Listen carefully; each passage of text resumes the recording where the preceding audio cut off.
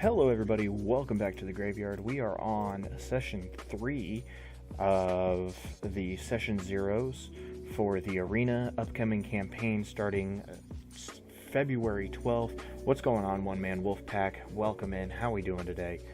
So today we are actually here with my actual sponsor, a guy by the name of Craig's Cottage.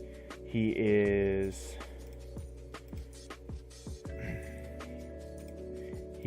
house number 3, doing good. You're kind of low volume, but it's all good. I will turn that up just a little bit. That better for you? Hope so. I can't speak up too much more because of the, I got a lot better. Good deal. Thank you. I'm constantly adjusting volume levels and audio levels and everything. I got a 5-month-old sleeping next to me, and I got a 2-year-old in the other room asleep, so I gotta stay quiet while still trying to make it so y'all can hear me. But anyway, this gentleman here, he is one of my sponsors. I actually have acquired a second sponsor as well. I just haven't set anything up with him yet. But yeah, he's one of my sponsors, and I'm going to let him take over and explain who he is and everything. Craig, how are you doing today, bub?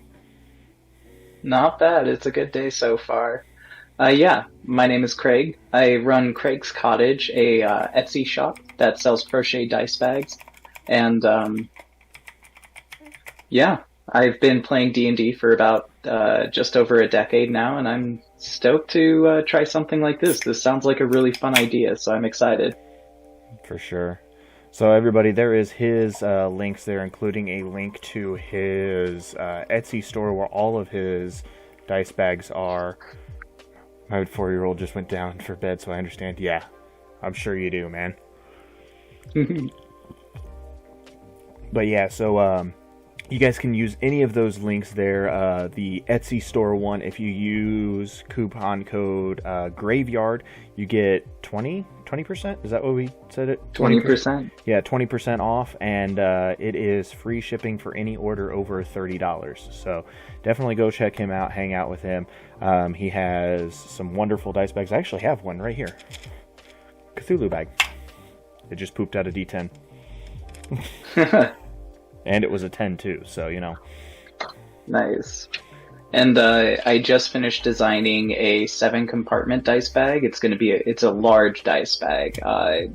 It's able to hold like 12 sets of dice or something like that, and you can organize it by die shape, and hopefully be getting that on the shop pretty soon too. Yeah, if you're needing like a dice forward bag. I'm looking forward to that one. I think I want to get that for a couple people, but they're kind of pricey, so. Mm-hmm. By the way, speaking of which, real quick, I need you to design another weapon for my other kid. Oh, yeah. Because I got the mace for my oldest. I need something for the youngest now. So, I'll have to get some more dice bags. But could make a dagger or maybe a broadsword, just a big old broadsword, like Cloud Strife sword for him. You know what? Honestly and truthfully, I see them both being tanks. So, you know, they're not small by any stretch of the imagination. The oldest was 10 pounds, 4.8 ounces at birth and 22.5 inches long. And the youngest was 20.5 inches long and 9 pounds. So, yeah, my oldest is actually over the size of a halfling now. He's over 3 feet tall and almost 40 pounds. So, are you breeding giants over there? Pretty much, man. Like, pretty much. You gotta remember, on the male side of my family, so the biological males, I am the smallest, and I'm 6 foot. So... Anyway, let's get a little bit of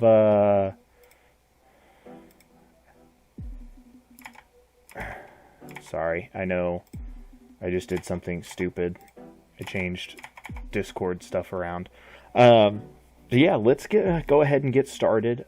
First off, to kind of explain to those who are new in chat, we will. I'm going to give a quick overview of the arena, let you guys know kind of what you're looking forward to, what these guys are looking forward to. You can go back and watch the other two Session Zeros that we have already done. We did High Inquisitor Rothus's this past Thursday. We did his Thursday. Then we did Rydom's on Saturday. And now we have Craig here today. And then this Thursday we will actually have Mielda's. And then next Saturday will be the 5th and final Session Zero, where I'm going to bring in all 4 of them. And we're all going to be up on screen, kind of talking, hanging out, getting to know each other's characters, answering any final questions. And that'll be the first look that they each have at each other's characters. Up until that point, they will know almost nothing going in. So it'll definitely be interesting to see what happens. So the arena, the city has taken the arena and set it up so that every month or so there is a new tournament. Okay, the tournaments happen over a period of 4 weeks. Within those 4 weeks, you are actually competing on 4 different days. So you're 1 day apart. Okay, now, or 1 week apart each day. Within those 4 days, there are 4 rounds, all taking place as one event. So each one of our players will have 4 characters. Each character will compete every day in every event, but in different rounds. So each player only has to keep track of 1 character at a time. The events will all be different, and they will all be randomized. So they will all be competing in the same event, but what each of them has to do during the event is going to be different. So the first day is going to be like puzzle floors. So each character is going to get their own individual puzzle area. So I have to design 16 different puzzles for them to go through. The second day is actually going to be a PvP match, where I'm going to have 2 people, one from 2 different houses, paired up, and then they are going to have to fight against 2 people from 2 different houses. The third day is going to be an individual monster battle, so that'll be their first chance at non-PvP, where I will actually jump in and control a monster that they have to fight against and win. Again, the monsters that they fight have been pre-selected, but they are going to be randomized. Somebody could get something like a zombie beholder, somebody could get something as simple as a displacer beast. We'll see. And then the 4th round, which will be a lot of fun, they have to team up with each other and fight against a boss monster. Now they could be teamed up with somebody that they had to fight in round 2, which was the PvP 2v2 matches. So that would be interesting.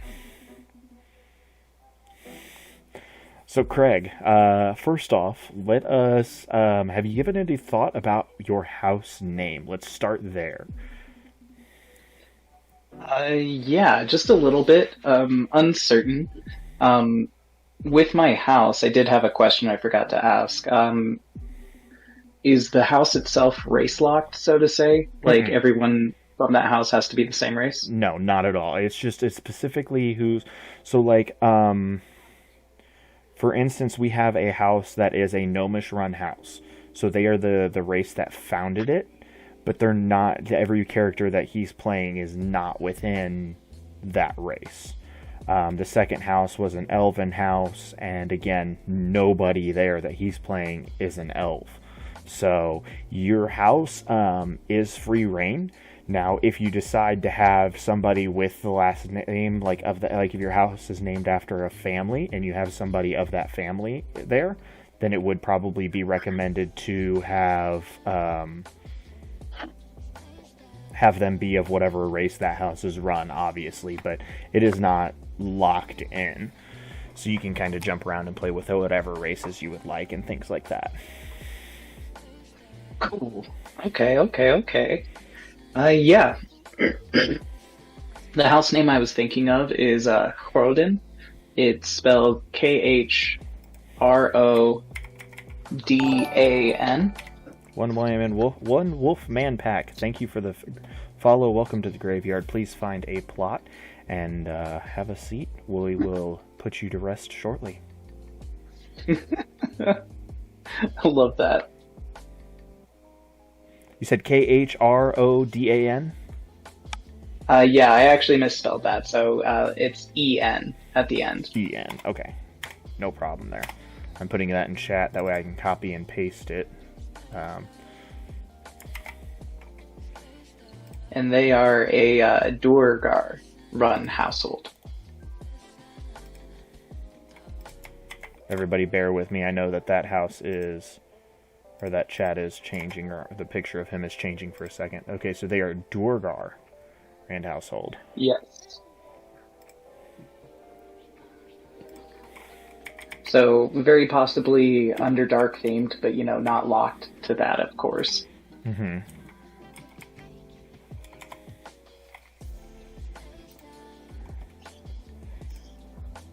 Guys, do definitely let me know if the music is overpowering. Okay, so that's I had to look it up because I had to remember what exactly the Duergar were, but that is the Underdark dwarves, pretty much. Mm-hmm, correct. Alrighty.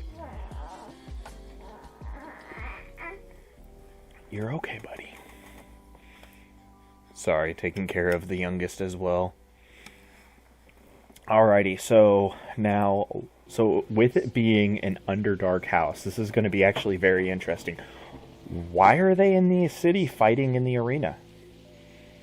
What's their motive for that? Main motive being expanding trade contracts, pretty much. They want to build a reputation with the surface world. A lot of different Underdark factions and cities don't really work together. This is kind of a joint effort where trying to expand a bit. So they not think doing the best way to improve trade relations is to join an arena where they're going to be killing upper worlders. Not just trade relations. It's this specifically is about reputation. Okay, I gotcha. So they're trying to improve their reputation by killing the people that, have a... Well, hey, everyone else is here to kill people. What makes us different? No, that's very fair. It's just I find it funny. Typically the Underdark has a they're typically looked down on more than other races, and have a bad reputation among them. So hey, let's go to the surface, participate in a gladiator battle to improve our reputation, to make it so that it's not all about You get where I'm going with it. Yeah. Oh. So, okay, so they're there to improve their reputation. Now, let's start with, so you're going to have 4 characters, obviously. Mm-hmm. I have, what's your first character? Let's start with the first one. First one, let's see here. Again, not race locked, not class locked yet. Mm-hmm. So first one I was thinking would be Ivkar Khroden. He's the firstborn son of the household. Okay. Of the dominating family. And he's a battle master fighter. Okay.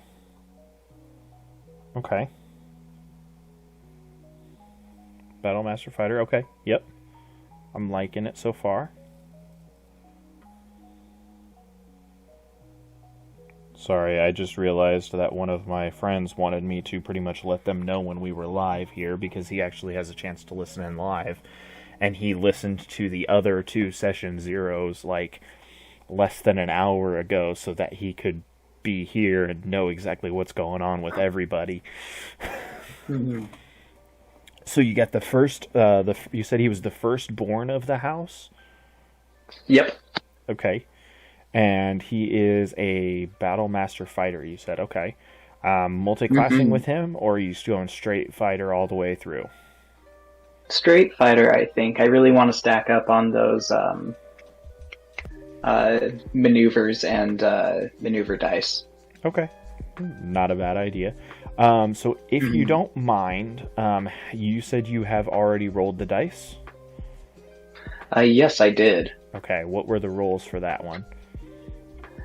This one's pretty decent. It's a 15, a 12, a 13, 13, 14, 14. Okay. Now, did you re-roll on the 12? Because you are allowed one re-roll on the 12.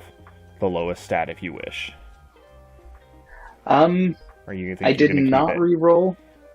I I did not re-roll. If I do re-roll, do I have to take the new result? No. I did not force Rhydon to do that the other day, so you do not have to.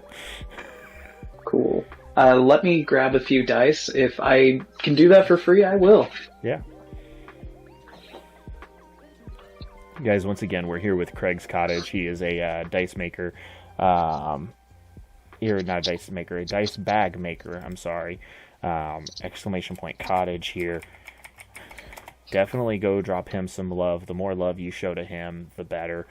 And then with showing him love, we get more dice bags for free to give away during the charity streams and things like that. So, because he always sponsors those, gives me a couple dice bags a piece. So, Yeah, and I've got a large variety of dice bags. You want something kind of cuter or good for druids? I've got mushrooms, potted cactuses, succulents.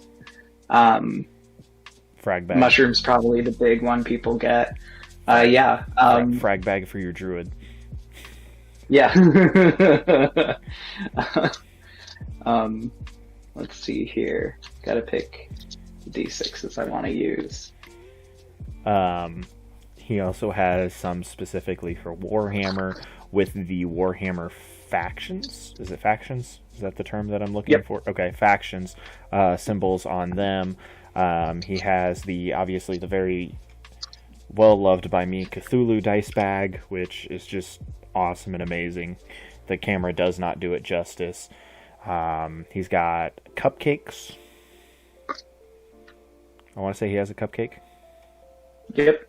Yep. So, and then there was talk of him working on one specifically for here that we were going to do as like a specific, like a, we were talking about like the tombstone or whatever thing you were looking at trying to design. It's probably been put on the back burner because you've moved like twice since we've talked about it. Yeah. Yeah. But Well, in a design like that, I've come up with a few ideas, and the execution's a bit tough. right, like I said, it's in the talks of an exclusive dice bag through my channel, not necessarily 100% there yet. Mm-hmm. So, yeah, go ahead and roll those d6, boss, and let's see if you get something better than a 12. I got a 12 again. All right, looks like you're keeping a 12. So we'll keep it. All right. Yeah, and overall, not bad stats, honestly. Total of all the mods together is 9. So that's pretty solid, I feel.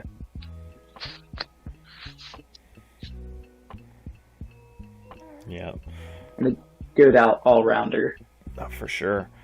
So that is your first one. Do you mind after the session, because I believe you're using your phone purely for Discord, right? You don't have a PC there to use or anything. Will you send me all of their names? Oh, for sure. Yeah. And by the way, I don't know whether you saw this or not in the group chat that I made with all of you guys. We're going to try to use Roll20. It's not 100% mobile friendly, so if you have like a laptop or something like that you could use to like click and roll the dice on or whatever, or borrow one or something like that, We're gonna try. I didn't realize that not all of us had PCs to use when we decided that one or not. So, if we have to I do have a PC. Oh. I just don't have access to it right now. My wife's using it. We'll kick her off. I already told her I'll be using it Saturdays, so that's fine. Yeah. So we'll do it that way then, since you have one and everything. I just assumed when you said you were using your phone for the camera today. So, but yeah. So that's the first one. Definitely, like I said, send that to me. I'm actually have to pull up Roll20. I need to remember to do that here soon. Rydom just reminded me that I needed to make blank character sheets and send them to everybody, assign them to people in Roll20 so that you guys can all input your characters. So, yeah. Which means I've got to make 16 blank character sheets and assign them to each one of you guys. Why did I do this to myself? Because it's going to be an awesome time. That is why. So what's your second character looking? What are you thinking for him? So second character, this one's a little weaker on the stats, unfortunately. Hang on. Rydom, get out of here. Get out of here. Characters are secret between players. Get out of here.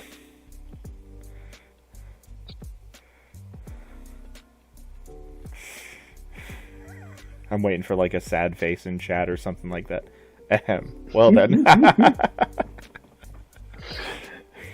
You don't get a leg up on the competition just because by dropping into streams.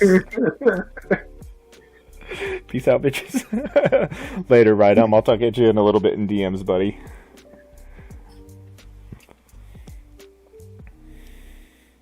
I'll mod another channel. Right on, man. I appreciate you stopping in, though. I really do. It means a lot to me. I want the surprise factor to be there between all of you players, not just a few. You know what I mean? So, once I see his name disappear off of the user log, we'll get going again. For sure. He wasn't even thinking about that. Yeah, I get it. Later, Rydom. Have a good night, man. Possibly would have done the same thing. Like, just jumped in without even thinking about it. Right. Yeah. Yeah, get out of here. One man Wolfpack jumped in and says, yeah, get out of here. Get out of here. / ban Rydom for a little bit. No, he's actually one of my mods here too, so I appreciate him stopping by. He guys, his was the one that we did on this past Saturday. So Horseman redeemed as your laptop. Dang it, Horseman, why do you always do this to me, dude? Hang on. Yes, it's charging, Horseman. I need to turn that off. I need to delete that one out of there because I don't have redeemed hydrate. Is Jameson and Dr. Pepper considered hydrating?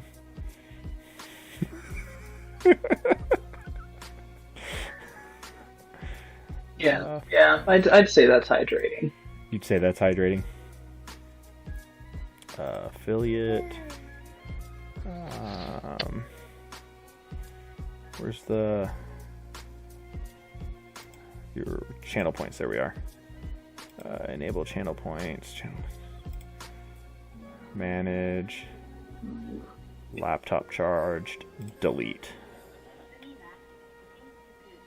Reject all 5. That way they all get their points back. And there we go. So you guys all, if you guys redeemed is your laptop charged, you guys are going to get your points back on that.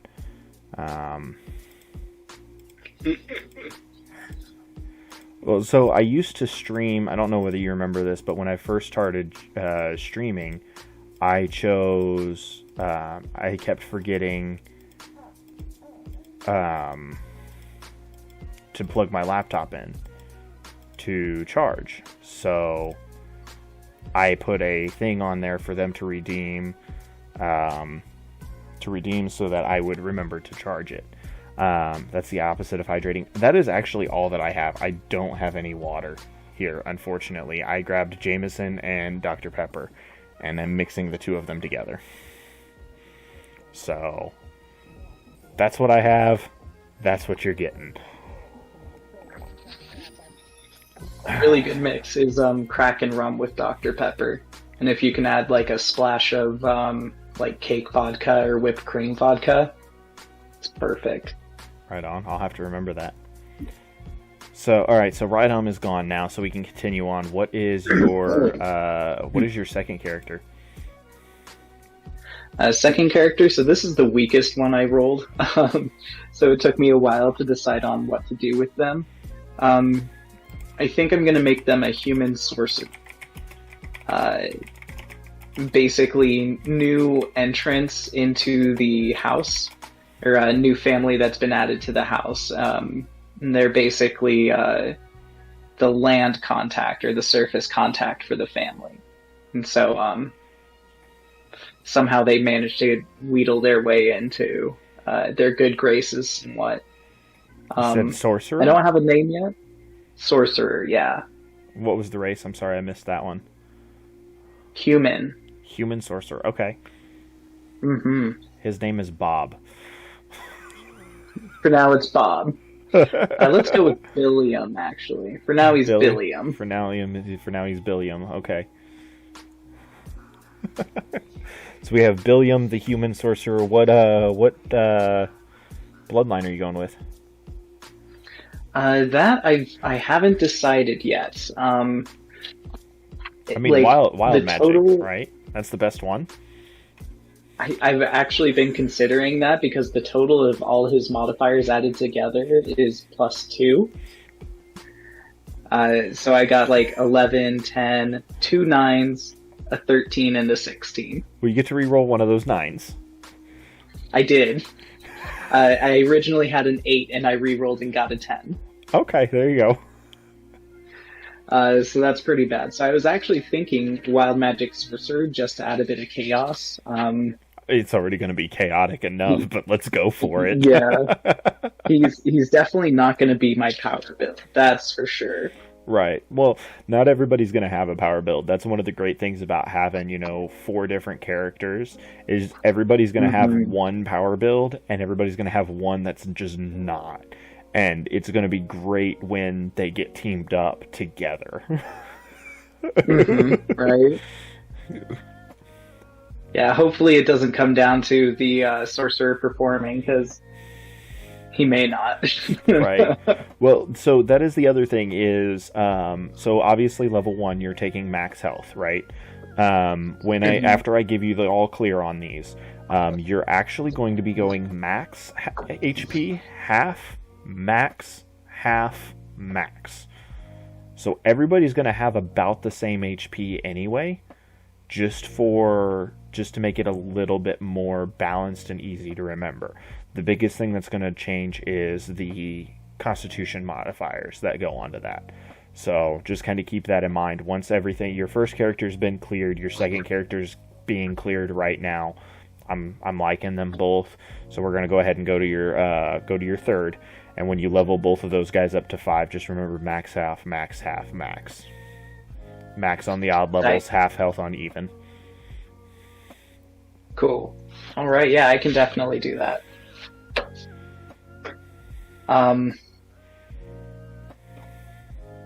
Tight. Move on to next character. Yeah, what we got for your third one? So third one is Paladin. Haven't decided on race yet. I've been mulling it over for a bit. I might go with an Underdark race for that one. Okay. Oh, by the way, with these Underdark races, do I still have to deal with sunlight sensitivity? Basically, it's disadvantage in sunlight on perception and attacks and stuff. I will make sure to deal with that when it comes to it, because some situations you probably will, other situations you may not. So First thing my group is going to buy when they have money then is sunglasses or something. that is very fair. I mean, just make sure your sorcerer knows the darkness spell.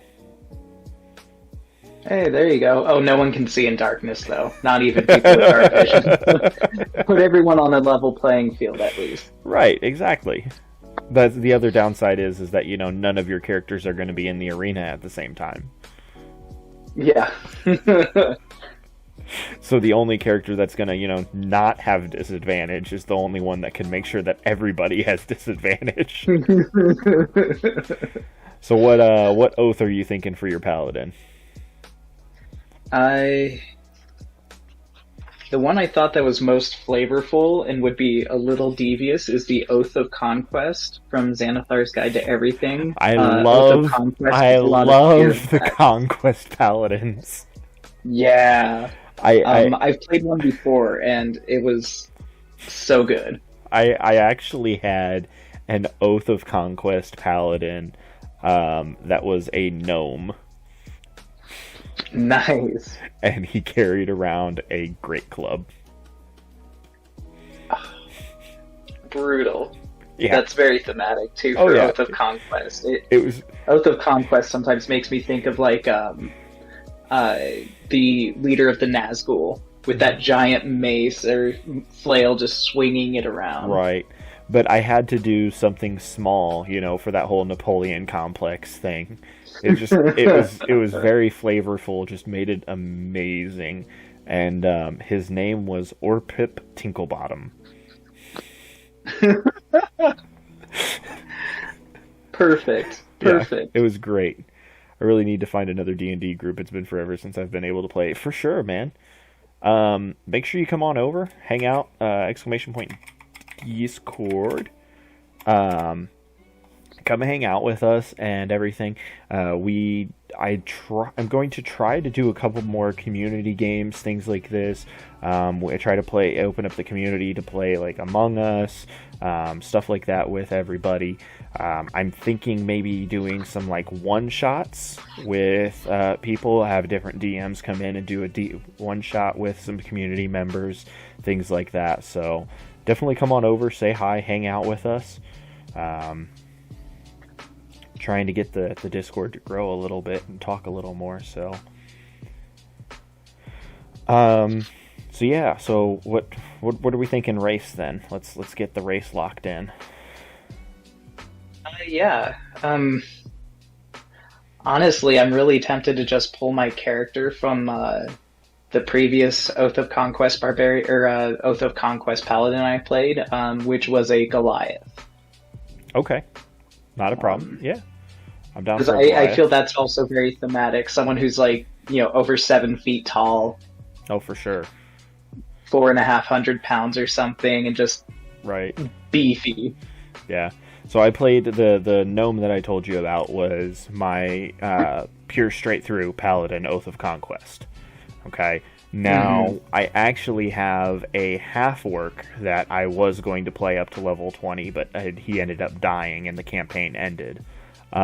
He was a half orc bear totem barbarian that was multi-classing 3 times, and one of the second option he was going into after bear totem was Oath of Conquest.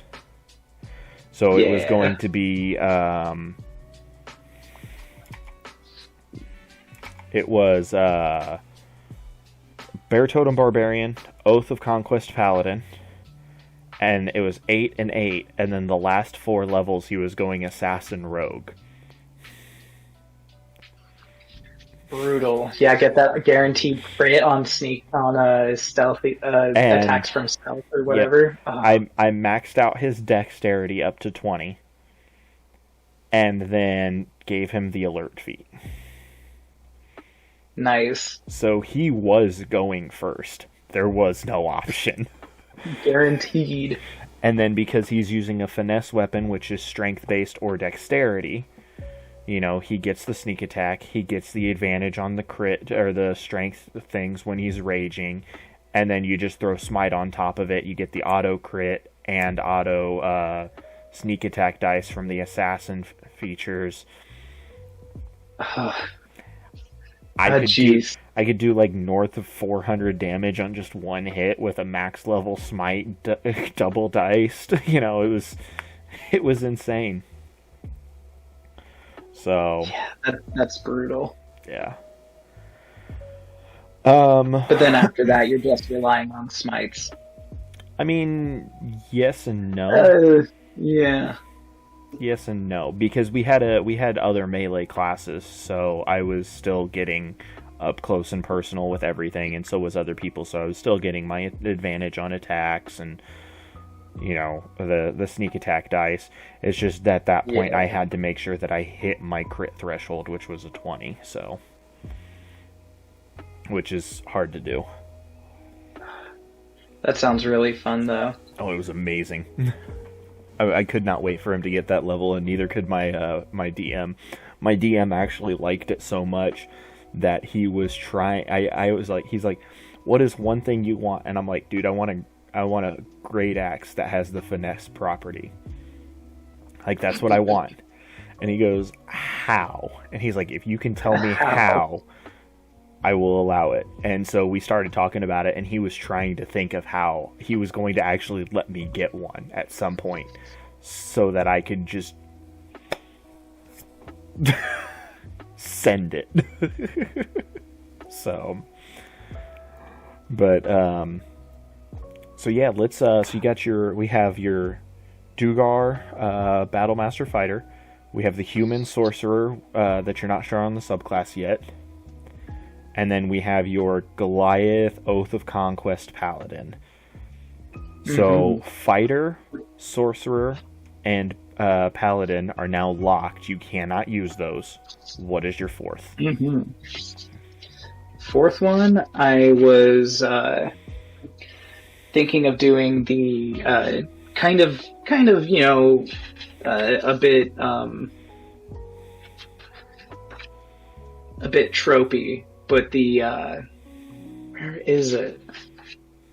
Sorry, I can't remember which book it's in. Gloomstalker Ranger with Drow for the race. Okay. Alrighty. So we have obviously the Drow and the Duergar.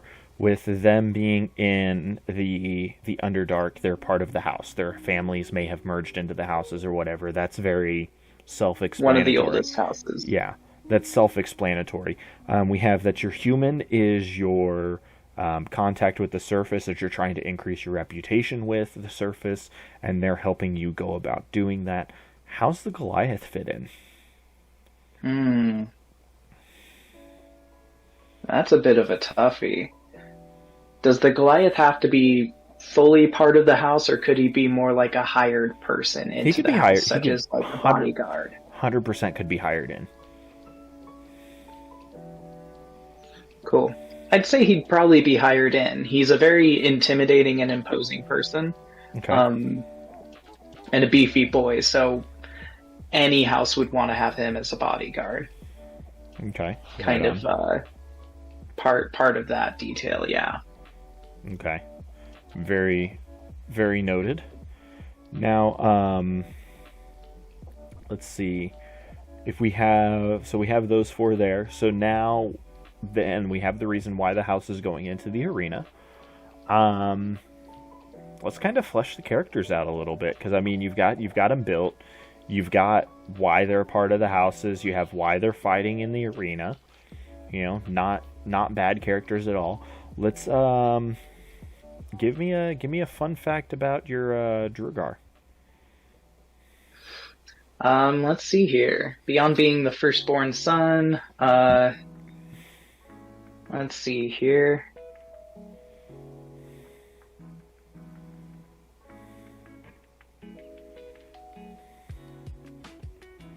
Fudge. I threw him off with this one, guys. Yeah, I didn't think quite that far yet. He's until like, I had a stronger theme. Right.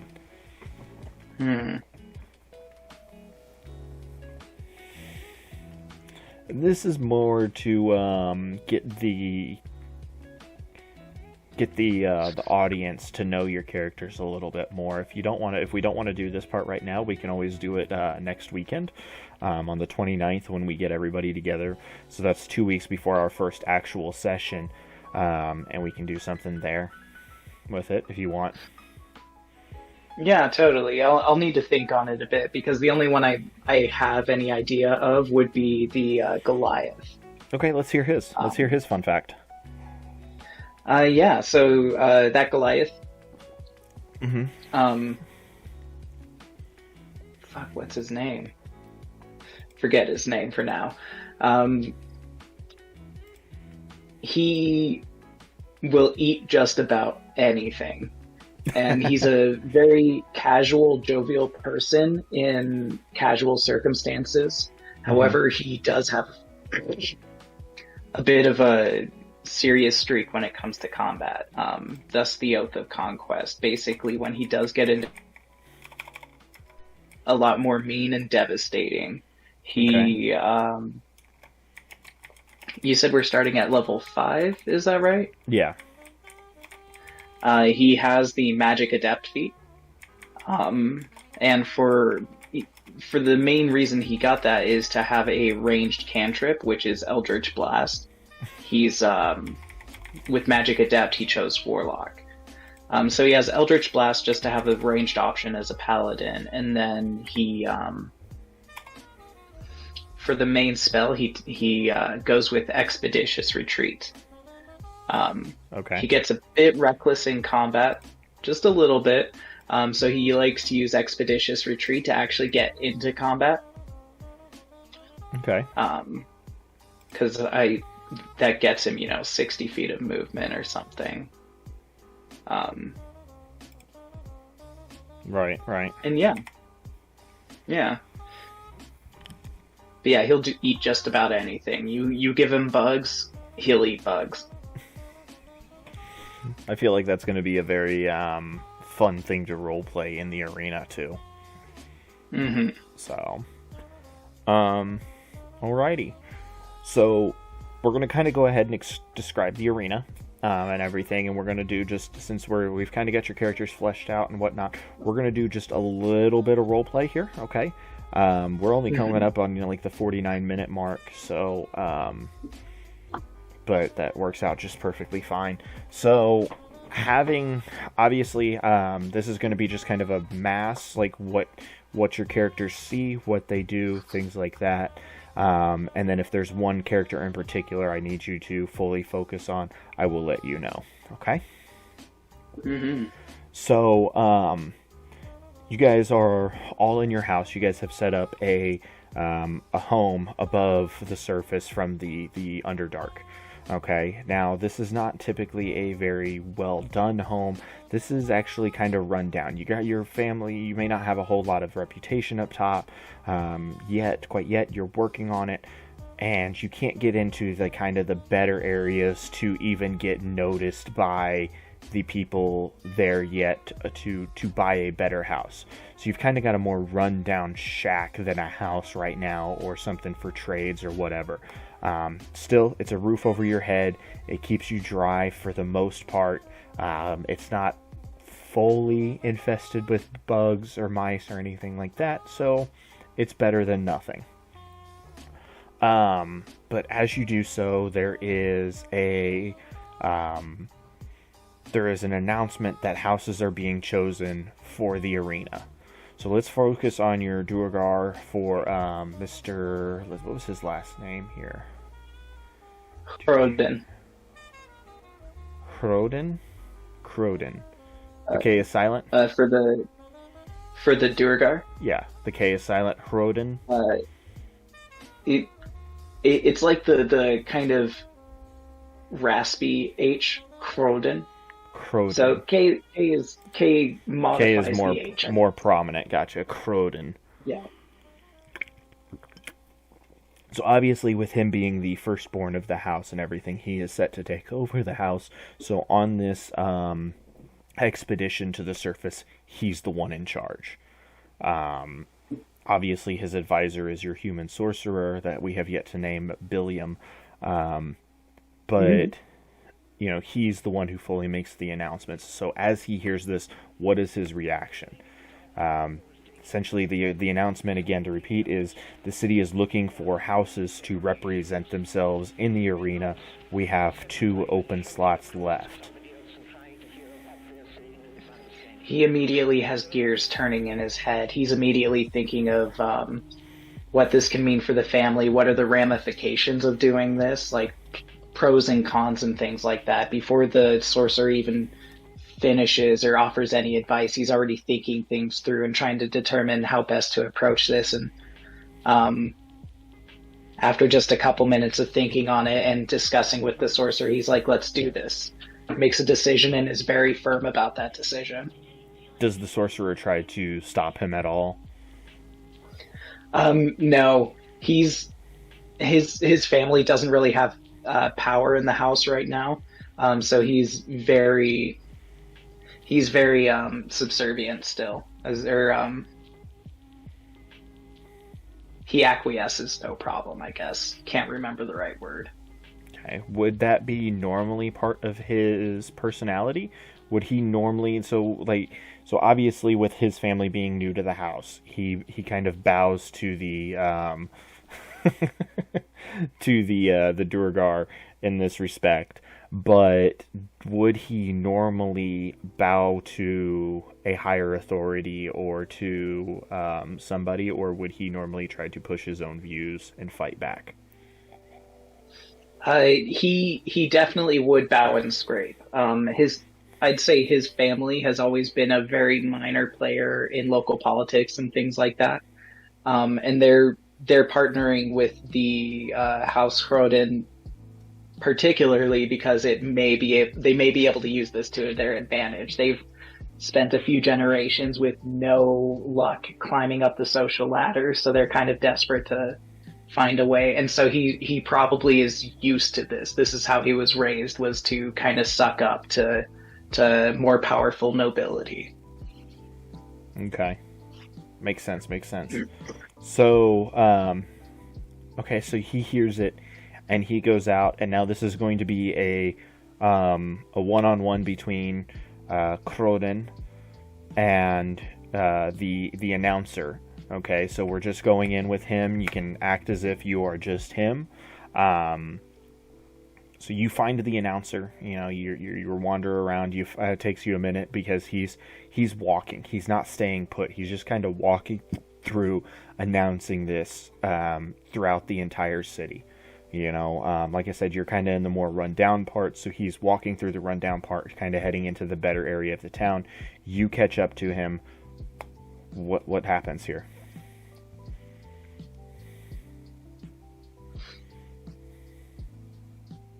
Hey, sir, I am interested in this competition. Competition? It's not the competition. It is the gladiator battles. And I am interested. He turns around and kind of, Drugar being the dwarven side of the Underdark are a little bit shorter, so he's kind of looking around, and then he looks down and he sees you and he goes, You're not from around here. Do you have a presence in this city? Yes, we've already established a foothold with the Billiam family. We are making reputational advances up in the surface world. And then Horf, the Goliath Paladin, I remembered his name is Horf, kind of walks up behind him with his 7 foot some odd inches stature, and just crosses his arms. And he says, yes, House Khroden is excited to be part of the local traditions in the arena. We would like to sign up. The family Billiam has no hold in the city whatsoever. I think you have allied yourselves with the wrong family. However, we have 2 spots available, and you are one that we will allow you to fill. You must field 4 people. If you win, your house will receive prestige, and recognition within our city, at least until next month when the next winner is declared. But there are also prizes and gold.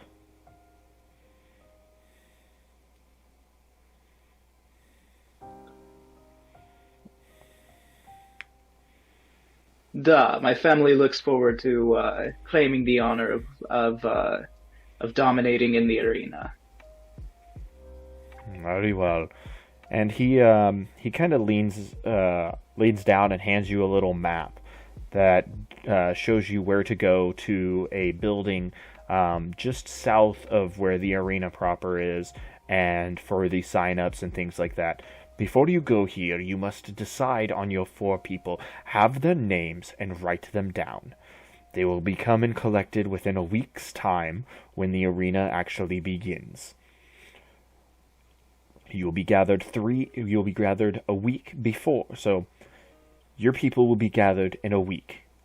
They will stay another week in the arena, getting settled in, and then the arena fights will begin.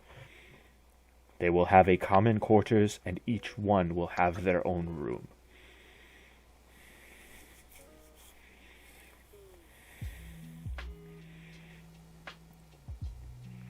This is good. I presume all the rules are available. Yes, there will be rules given and rounds announced 3 days before their actual beginning, so you may plan. Good. It shall be done. Good, good. Now off with you.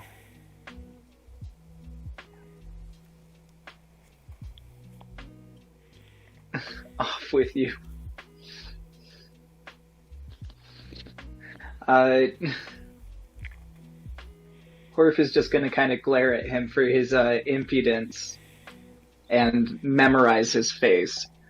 What was your name again? I never gave it. And with that, he turns and walks away.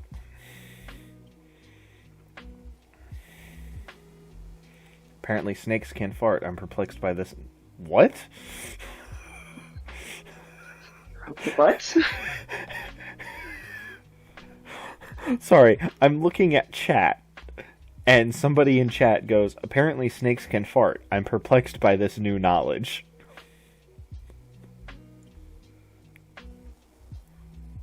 Now, when we say fart, are we talking about the audible sound or just the release of gas? I must know.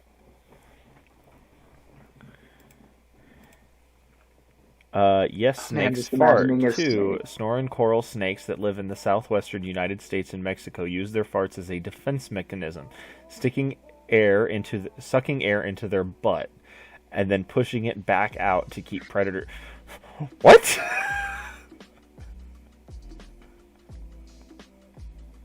What? Like, I love animal facts, but what? Snake farting is not common because they are strict carnivores and most of the gas that we humans...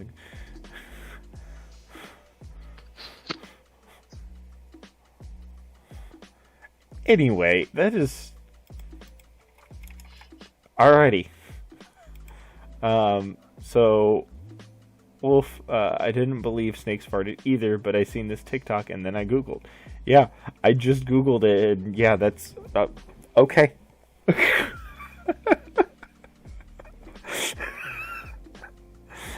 The more you know. Yeah, The more you know. Oh. Anyway, with that little side tangent gone.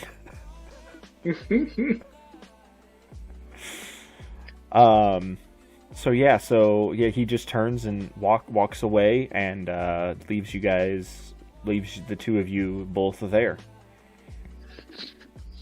Ifkar, on his, like, after the guy rudely says that and turns away and walks away, Ifkar's gonna try and gesture to, like, a street urchin to come to him and offer the street urchin a whole silver piece to throw shit at that guy's face.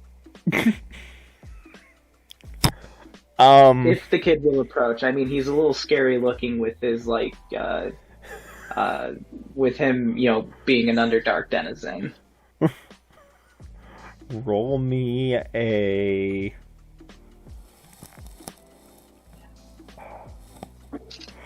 Persuasion at disadvantage? So one of the Battle Master maneuvers I want to take is called Commanding Presence, and it lets me add my die to my roll. So can I use that as well? You know what? Yeah. Sure. Okay, let me double check what that is. Wolf, I'm not entirely disagreeing with that, but probably not in a persuasion way. He's probably in a intimidating way.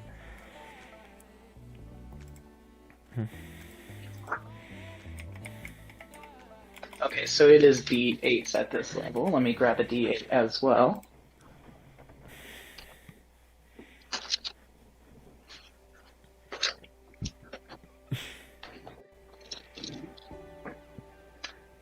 So 2 3s. Okay. On my D20s, and then another 3 for the D8, so triple 3s. So that's a total of 6 plus whatever his charisma would be. He's probably trained in it, but that's probably 10 at most.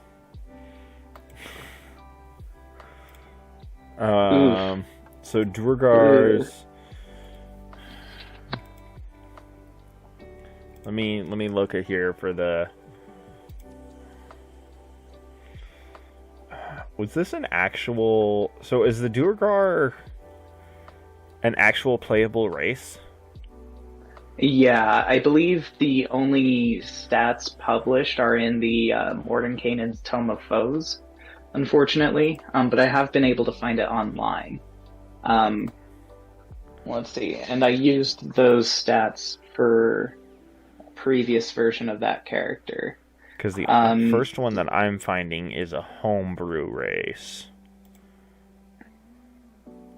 There should be an SRD. There it is. I think I found it.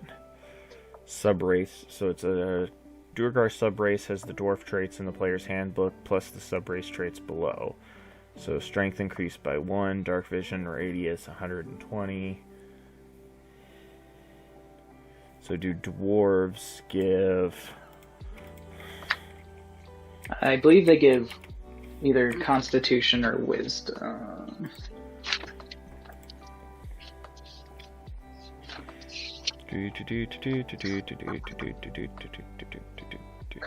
Dwarf traits gives Constitution by 2.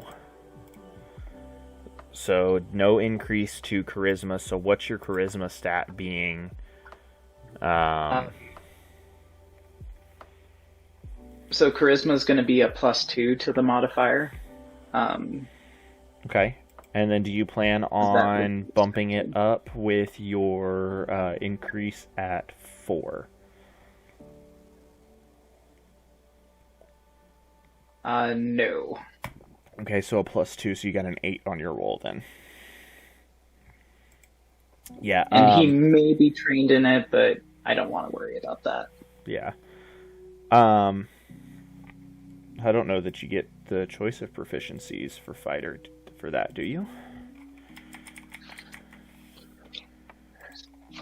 Fighter. Yeah, persuasion might not be one of them, but he would have the noble background, which probably would give him access to that. So skills is acrobatics, animal handling, athletics, perception, survival, noble background, 5e. Skill proficiencies is persuasion, so you would be proficient with that then. Cool. At 5th level, that's a +3, so that would bring me up to 11. There you go then. So, this kid kind of hesitantly looks at you, walks over, sticks his hand out for the coin, I pay him He kind of and looks. give him a toothy grin that might be a little weird.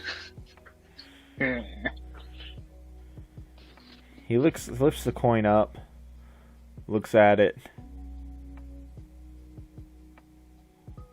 For me? Are you sure? All you gotta do is throw shit at his face. Duh. Alright. We'll get her done. And he kind of twirls it in his fingers, and it like disappears, like almost right before your eyes, and he like just takes off running. But he doesn't follow the guy.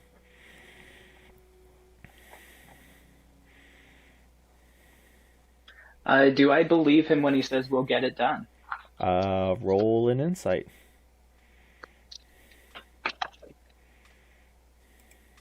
That would be a 18. Yeah, Wisdom's probably normal, but yeah, 18. there you go. Yeah, you believe him.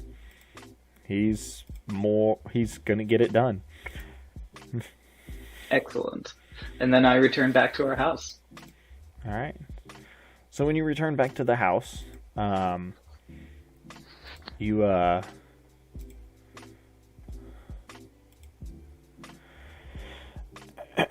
you return back to the house, and obviously your other people are the other members that have come up from the Underdark with you are standing there.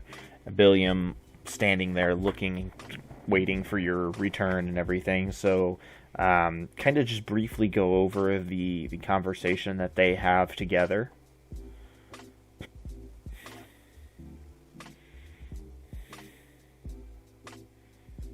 You don't have to role play it out. Just tell me how it would go. Yeah.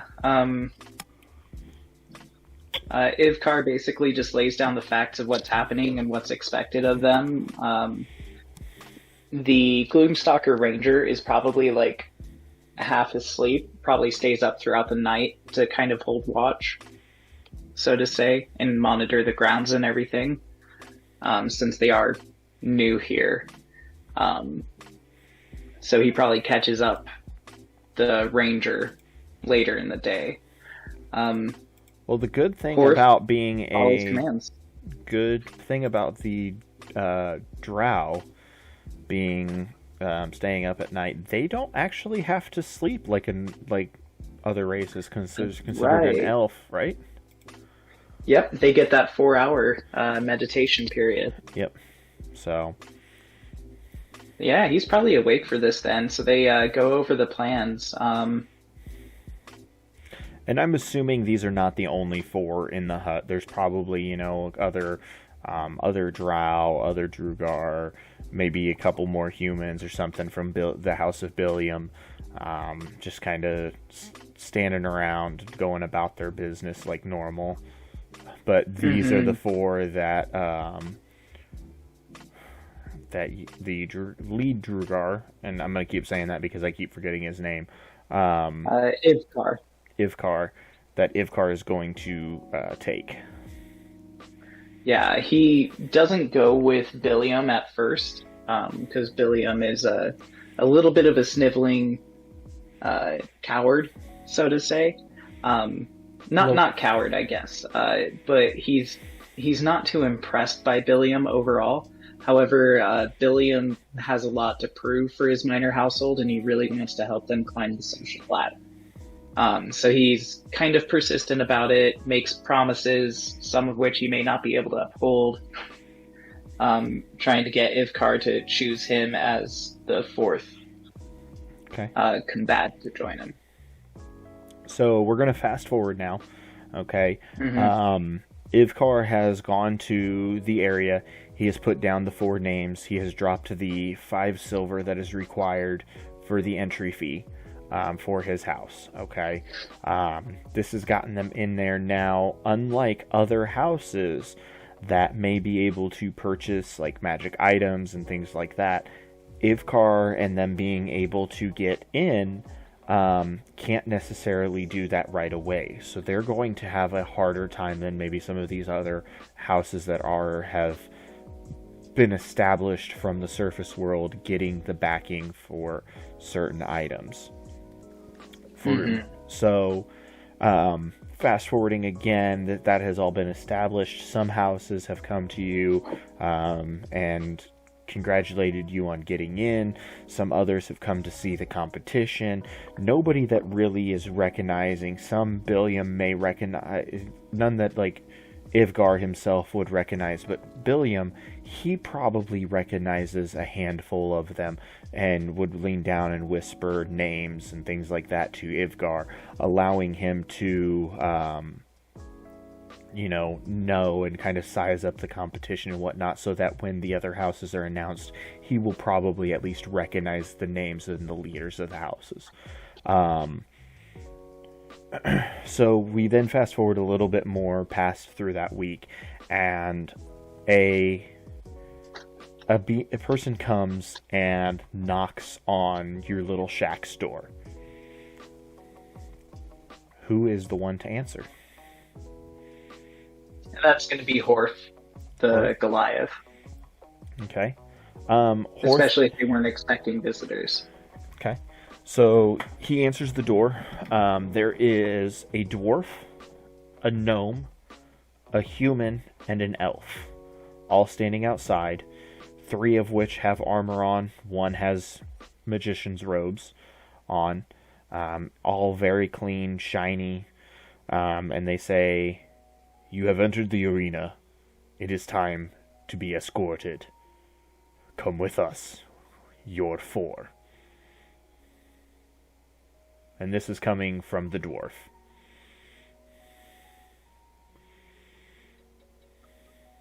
Was this expected, that these people would show up for it? Well, you were told that you would be gathered in a week and be brought to the arena. So maybe not at this exact point in time, but you guys knew that it was coming. We kind of fast forwarded through a whole week's worth of stuff there. The introductions from other houses coming, Billiam explaining who certain people are, signing up for the arena tournament itself. Nothing really noteworthy happened in that week other than people coming to see the competition and pay their respects. All right. Horth is like, all right, I'll grab the boss. Goes, doesn't welcome them in, probably. Leaves them outside. But, informs Ivkar, and they get the whole group together in their packages and whatnot. They probably have a couple servants carrying stuff for them, kind of thing. Right. However, I feel like Ivkar is smart enough that when he sees that it's 4 people and it looks like possible competitors at the arena, he's going to be a little on guard about it.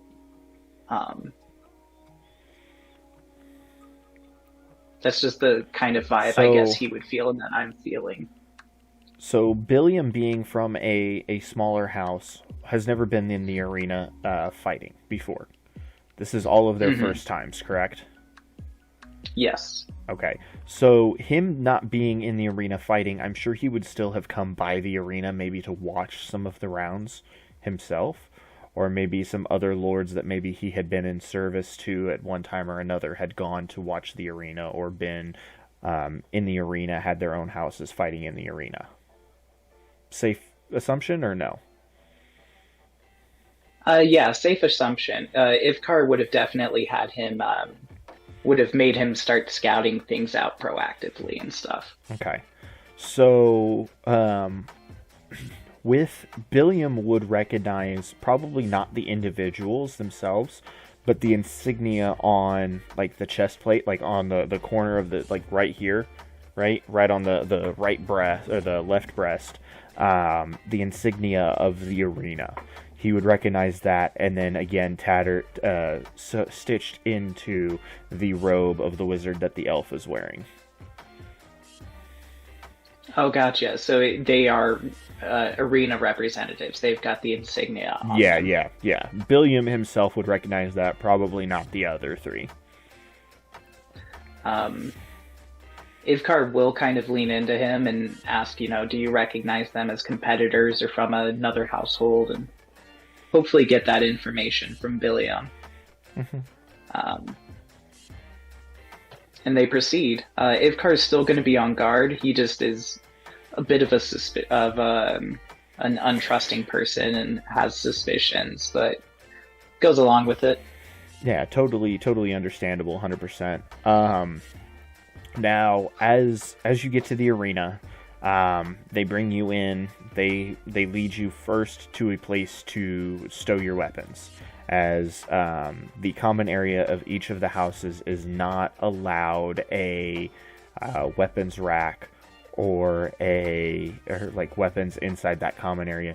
You have to store your weapons by the gate leading into the arena. All right. Everyone puts their weapons in there. Even the Gloomstalker at Ivkar's, pointed glare gives up all of his weapons and any hidden daggers. Horf just kind of looks quizzically after giving up his warhammer and is like, "What, am I supposed to give up my arms as well?" Right. So after that, after I got all two the weapons right here. right, after that is done and over with, you guys are escorted down a ramp and through winding hallways that lead to the common areas of each of the houses. Originally, you may have thought that each of the houses were sharing one particular common area, but you quickly realize that that is not the case. Your house has its own common area, and you are led into it. There is a door that leads into this big, giant underground area that your house specifically has. There is a table, there is some books, there is chairs, a lot more comfortable and well done than what your little shack is. Now, as your house was responsible for putting together the rooms, each of the rooms has a bed and a dresser. Again, you guys don't have necessarily the notoriety or the funds to be purchasing a lot of luxury items for each specific room. Obviously, Ivkar's room is a little bit more ornate and a little bit more comfortable than the others, being the firstborn of the son of the house. Billiam's room, being of a lesser lord, his may be a little bit more comfortable than the Gloomstalkers or than of Horth's, but they're not uncomfortable. The beds are, very well. Horth is able to fit in his bed even with his gigantic stature. They made sure of the comfortable things. They want you guys to be comfortable as you're fighting. No leaking roofs. Yeah, no leaking roofs. Which I imagine they've dealt with. Yeah. Just remember, get all the enemies drunk and it's an easy win. Constitution saves totally all the way around. Schmooze. Yeah. So, what kind of, so there's a whole week now of your house setting up and staying in the common area before the next fight. Does anything interesting happen between the four of them? For the first 4 days, you guys are allowed to come and go from the arena as you please right now.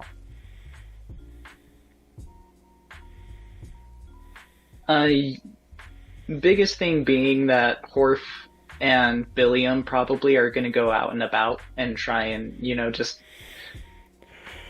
Horf is very charismatic. He's going to be schmoozing. He's got that jovial personality outside of combat.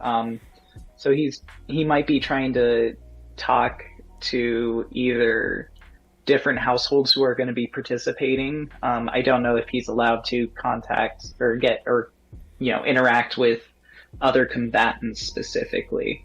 But if he can, he's going to try and schmooze and learn info. You have met multiple different houses, okay? You have met more than just the 3 houses that would have been picked, okay? Mm-hmm. So you're not 100% which houses would have been chosen yet or not, and they are not disclosing that information to you.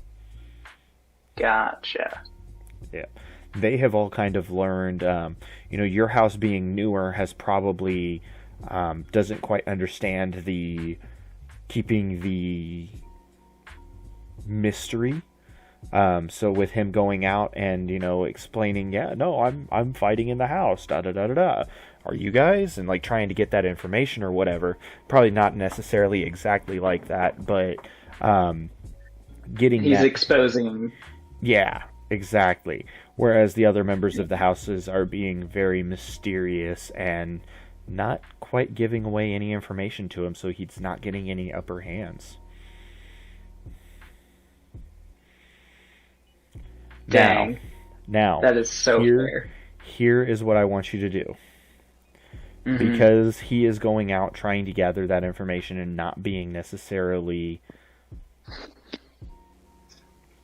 quiet about the fact that he's doing it. I want you to roll me 3 straight d20s.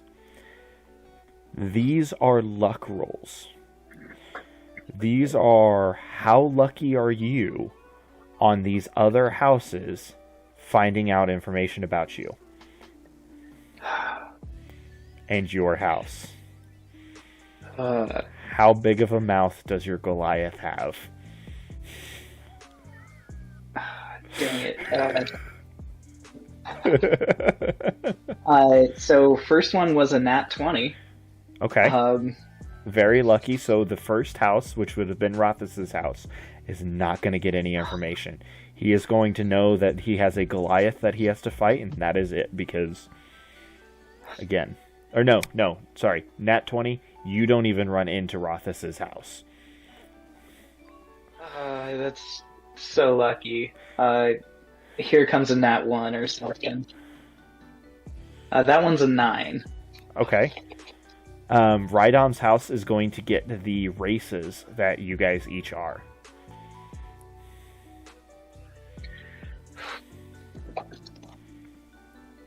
Another nat 20 with a different d20.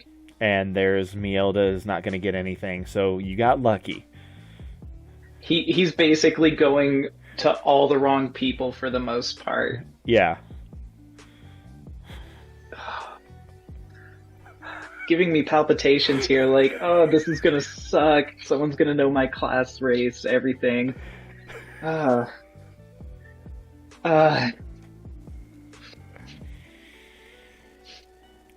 Anyway, sorry. Nope, you're good. So Rhydom is going to have a slight advantage knowing, obviously, that there's a Goliath, a Drugar, a human, and a drow. Other than that, no other information will be given, and I will be DMing him that after our session now. Okay? Cool. So these 4 days pass. Do Ivgar and your Gloomstalker do anything? Anything of importance, or are they just kind of chilling and hanging out, enjoying the more comfortable lifestyle of the arena? Probably enjoying for the most part. Yeah, I mean, Ivkar's running through scenarios, trying to come up with a plan for everything, but I mean, without more info to go on, he can only plan so much, so the Gloomstalker probably gets him to relax a bit because he's a bit more uptight about the upcoming trials. And so after a day or two, he probably does relax a bit. Okay. Alrighty. So now here's what I'm gonna have you do. We're gonna do one more thing, and then we're gonna ask a couple more questions, and we're gonna set something else up for the actual first session. Okay. So what ends up happening next is 4 days after, so 3 days before the first round of the arena begins.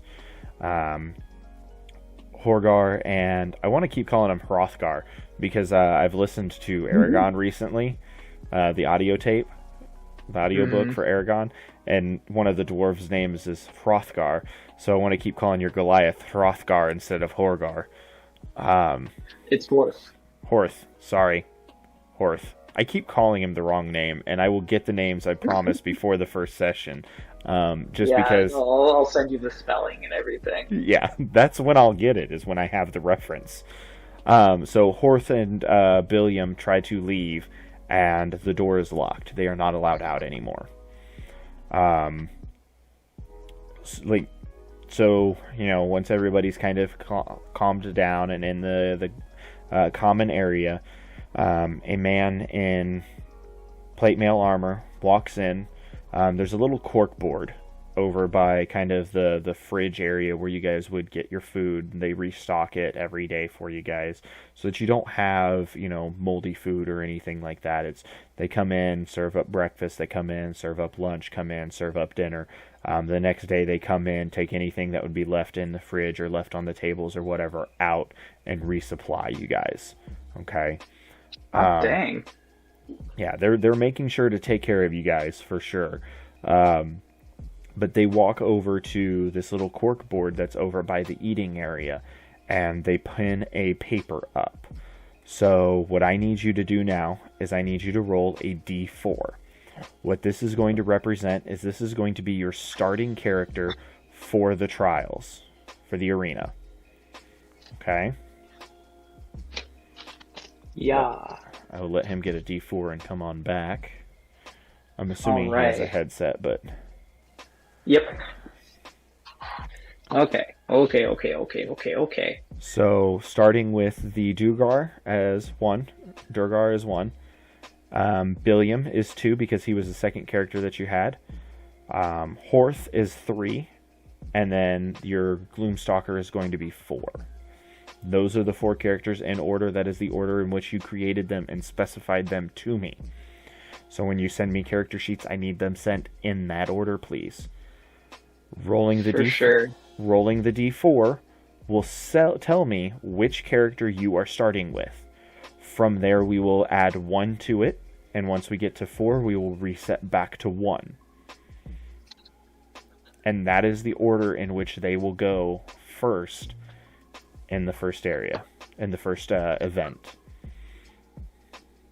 Just to make sure I wrote it down in the correct order, it was first Ivkar, then Billiam, or was it? Yeah, then Billiam, then Horth, then the Gloomstalker. Yes, sir. That's the order that we brought them up in. All right. That's a 1. So Ivkar. Okay, so luckily enough for your house, we are starting with the first character that you went through, so the heir to the household, and we are going straight down that line, so you're not going to have to jump around or anything like that. So that'll be nice. Some other houses may roll a 3, and then they'll have to go 3, 4, 1, 2. Such like that, so... Yeah. But that tells me which order for the day 1. At the end of the first day, we will have you guys each roll a d4 again. That will tell me in which order day 2 is going to go. Okay? So, so as he walks out over, he pins something up to the board, and he turns around and walks back out, just ignoring all 4 of you. There is now a piece of paper up on the pinboard. Who goes and looks at it? Ivkar, strategist. He's going to look at it and see what needs to be planned. So he sees on the piece of paper is the order list from which you guys are going. Okay, so obviously Ivkar first, Billiam second, Horth third, and the Gloomstalker fourth. Sorry. So he sees that listing first. And then what he sees underneath it is round 1, or day 1's event. Puzzle room. What are the thoughts that go through his head immediately? Relief. He is so glad it wasn't Billiam who's doing the puzzle room. And possibly Horth. Horth's not, stupid, but he's... So here's the thing. So he may not realize this, but you realize that Billiam and Horth are also doing puzzle rooms, correct? Oh, that's right, yeah. That's right, yeah, they're all doing puzzle rooms. I guess he's relieved that he's going first. Okay. Will he have a chance to communicate anything to Horf and Billiam when after he does his trial? Maybe. We'll see. He doesn't know. Okay. Okay. Um,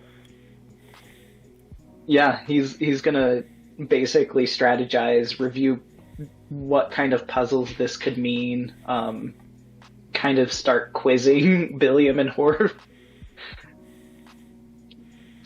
So hopefully Billiam and Horth get some of the easier puzzles then. Yeah. Dude, I'm just gonna say Yeah. this. Your trees in the background on the poster have been messing with me all night because like I know that the poster's straight and I know that everything else is straight, like up and down in your room, but the trees are slanted just ever so slightly on the picture. Mhm. So like I'm keep like thinking like it's the whole like Inception thing where everything's like starting to turn, yeah, and I'm just like it's Fold in on it. yeah. So, Sorry. no, you're good. It's nothing. It's something that I'm like, I gotta keep like blinking and like turning my head and like looking around all over the screen because if I focus on you, it starts like hurting my eyes a little bit. Um, so yeah, so that's actually where we are going to go ahead and end it for right now. That's going to end the role play because we have announced the order. We have announced the people or the event. They have signed up. They have dealt with anything else. So let us now go into the questions that I asked Rothus and Rydom. Okay. Hmm. First off, this is a question that I did not ask to them. Have you played with anybody here before? So we have No. Okay, so this would be interesting.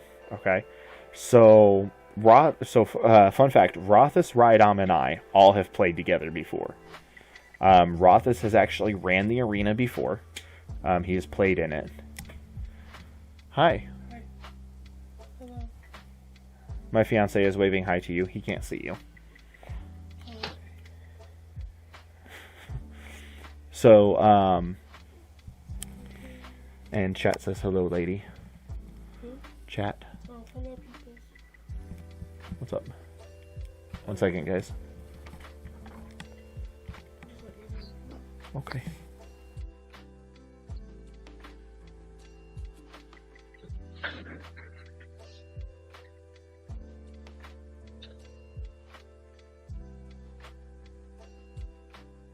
The dice bags. So my fiance, Craig, tells me Hershey's with almonds are a betrayal of what Hershey's is supposed to be.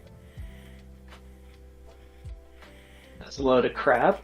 Hershey's Um, with No, she doesn't have Hershey's with almonds. Almonds It's with base Hershey's. You're okay, Wolfpack. Wolfman. I'm chocolate lady. I'm the chocolate lady. I eat all the chocolate. I know you eat all the chocolate. Uh, I'm chocolate So, lady. so Craig, I'm gonna chocolate with toffee. Craig, I'm gonna let you know this now. So, she they can't see that right now. They can't read it. That's awesome. I just wanted to put that out there, though. Also, okay, that's fair. So she pointed to the screen and asked who you were, and I explained who you were. And I was like, yeah, that's Craig. And she's like, oh, he's the one that made the dice bags. I'm like, yeah. She goes, tell him I love them.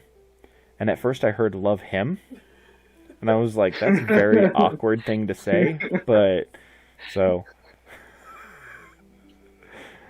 Well, thank you, though.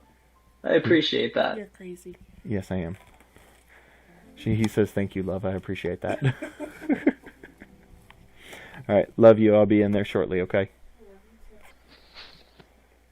So yeah, Rydom, or Rothus has actually run the arena before. I ran it for him a while back.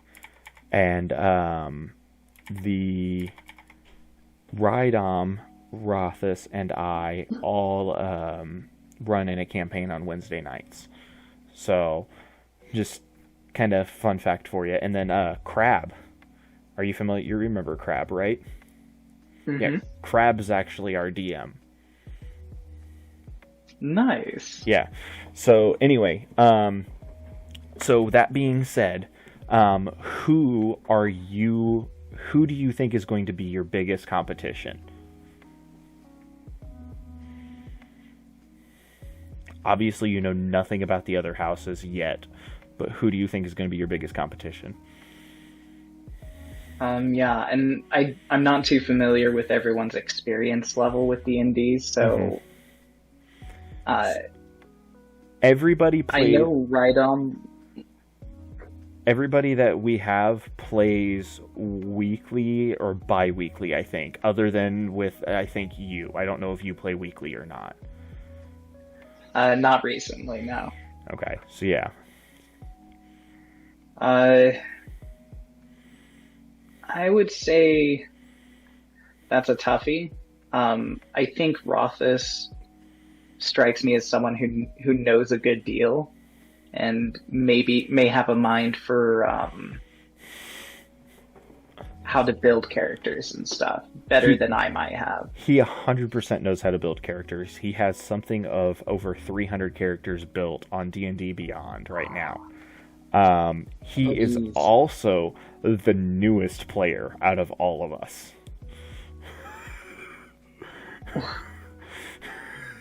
So there's that. He really loves he really loves character building. Okay. Yeah. He has actually told me before. Someone that deep into it. Yeah. So who? So you think So you mentioned that you're most nervous for Rothus. You think he's going to be your biggest competition there. Who do you think you have to worry about the least? Rhydom, purely because I don't know him at all. I don't think I've ever really interacted with him or anything beyond like hearing him on your stream occasionally or seeing him in the chat. So okay. That's a bit of, I guess that goes a bit both ways. I'm most concerned because he's the wild card for me. Okay. But at the same time, you're least concerned because you know, he's the wild card. You don't know whether to be afraid of him or to not be. That's fair. Yeah. That is very fair. So, we're going to get your characters finished up. We're going to get them all entered into Roll20 when you have a chance to. I will get the character sheets thrown out probably this weekend. I think I will have Friday most of the day to myself.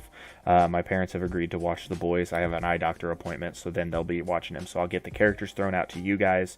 We'll have this week and next weekend, so you'll have until next Saturday. That's the next Session 0 that we are going to do that you will be involved in. So January 29th, guys, Craig will be back, hopefully. To kind of do a giant Session 0 where I will have all 4 players together. We'll kind of allow you guys to ask questions, allow them to ask any questions, kind of flush out any last minute character things or anything like that. Yeah. Oh, which of your characters are you looking forward to playing the most? Horf. He's a beat stick, and I gave him the best stats that I rolled. Okay. He got the best spread, so okay. He's a beast. Probably Ivkar second. Although I am excited kind of to play Billiam and just probably have him get his face wrecked. Hey, he may do well, you never know. He might. It depends on how he rolls, I guess. Yeah, you also have to still figure out what bloodline he's going with. Honestly, wild magic is just so tempting just because of do it. The wild card factor for him, yeah. Right. Go for it, man, for sure. So yeah, with that being said, I think that is where we are going to end it, everybody. Once again, this is Craig's Cottage. He is a dice bag crocheter. He makes a bunch of stuff, puts it all up on Etsy. He does his streams every now and then. He has TikTok, which I actually don't have your TikTok listed into your command. I'm going to fix that eventually. And yeah, Craig, go ahead. Throw out what else you do, buddy. Yeah. that's mostly it. I play video games a bunch. D&D is a passion of mine, so um, I'm super stoked for this. I also accept custom order requests, so if you have anything specific you would like made that isn't available on my shop, let me know. I might be able to work something out. Um, and yeah, I'm excited for this. All right, I am very much looking forward to it as well. Alrighty, ladies and gentlemen, I appreciate everybody coming and hanging out. We're going to go raid somebody. I'm not 100% sure who yet. Let's see who we have. Tell you what, let's go. Looking for who I have online that has. Let's go into some other D&D. I have a Smelly Cat N7, and I'm not entirely sure who that is, but it's somebody that I follow apparently, and they are doing Dungeons and Dragons. So we're going to go raid them. Everybody, once again, I am Casper the Ghost. You guys can find me here on this. You can find me over in my Discord. You can find me on TikTok. You can find me on Xbox. Everything, same name, C0SP3R TH3GH0S. Come hang out with me every week. As of right now, it is every Thursday and every Saturday.